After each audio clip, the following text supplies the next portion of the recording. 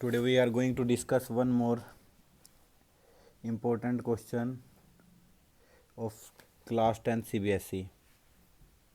It is question number 4 from exercise 12.1.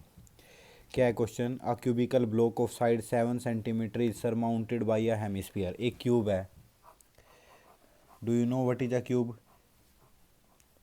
Cube क्या है? एक 3 डायमेंशनल शेप है जिसकी लेंथ इक्वल टू होती है ब्रेथ की और ब्रेथ इक्वल टू होती है हाइट के. ओके, जैसे डाइस होगी. तो फिर क्या हुआ? What is the greatest diameter the hemisphere can have. जब इसी के ऊपर रखना है हेमिस्फीयर, हमें इसके ऊपर हेमिस्फीयर रखना है, तो ग्रेटेस्ट डायमीटर क्या हो सकता है? मान लो ये इस प्रकार का था, तो यहाँ पर ये इसी की साइड है, ये जो ये साइड है, ये भी साइड की लेंथ होगी क्योंकि इसके पैरेलल है. तो जो मैं ऐसा बनाऊंगा तो उसका ग्रेटेस्ट डायमीटर क्या हो सकता है? जो इसकी साइड है, और इसकी साइड की लेंथ कितनी है? 7 सेंटीमीटर है. तो greatest diameter it can have is of 7 centimetre. 7 centimetre का इसका ग्रेटेस्ट डायमीटर हो सकता है. उसके बाद क्वेश्चन क्या? ये तो हो गया हमारा. Find the surface area of the solid. अभी सॉलिड का सरफेस एरिया निकालना है. ठीक है, डायमीटर कितना है हमारा? 7. तो रेडियस कितनी हो जाएगी? 7 का हाफ. तो रेडियस कितनी हो जाएगी? 3.5. ठीक है, अब इसका सरफेस एरिया निकालना है. तो जो ये हमारे पास क्या है? क्यूब है. जो भी है इस पे जो जो रखा गया है, क्या रखा गया है? हेमिस्फीयर रखा गया है. वो कहाँ पे रखा गया है? वो इसके ऊपर रखा गया है. जो टॉप सरफेस है इसका, इसके ऊपर रखा गया है. इससे अलग भी इसके 5 सरफेसेज होते हैं, तो वहाँ तो नहीं रखा गया. तो उनका required area, I am trying to find out required area. तो 5 तो बिल्कुल सही है. तो टोटल 6 सरफेस होते हैं ना, फेस होते हैं ना क्यूब के. तो एक के ऊपर ये रखा गया है, तो उससे अलग भी तो 5 रह गए, उन पे तो कुछ रखा नहीं गया. तो वो तो एक प्रकार से ऐसे ही एरिया आएगा 5 साइड स्केयर. उनका एरिया कितना आएगा? 5 साइड स्केयर. उसके बाद जो हेमिस्फीयर ऊपर रखा गया है, ऐसे हेमिस्फीयर रखा गया है, तो हेमिस्फीयर का कर्व सरफेस एरिया कितना होता है? 2 पाई r स्केयर. तो इसमें कोई डिस्प्यूट नहीं है, कोई झगड़ा नहीं है इनमें. तो 5 उसके फेस में भी और हेमिस्फीयर में भी. एक समस्या है कि वो जो 6th फेस होता है, टॉप का जो फेस है, उसके ऊपर हेमिस्फीयर रखा गया, ऐसे हेमिस्फीयर रखा गया. तो इस हेमिस्फीयर को रखा गया.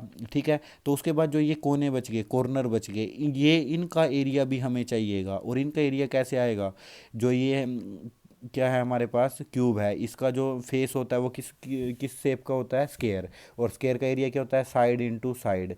ठीक है, साइड इंटू साइड. और उसमें से किसका एरिया माइनस करना पड़ेगा? ये कॉर्नर का एरिया निकालने के लिए ओबियस है सर्कल का है, और सर्कल का एरिया क्या होता है? पाई r स्केयर.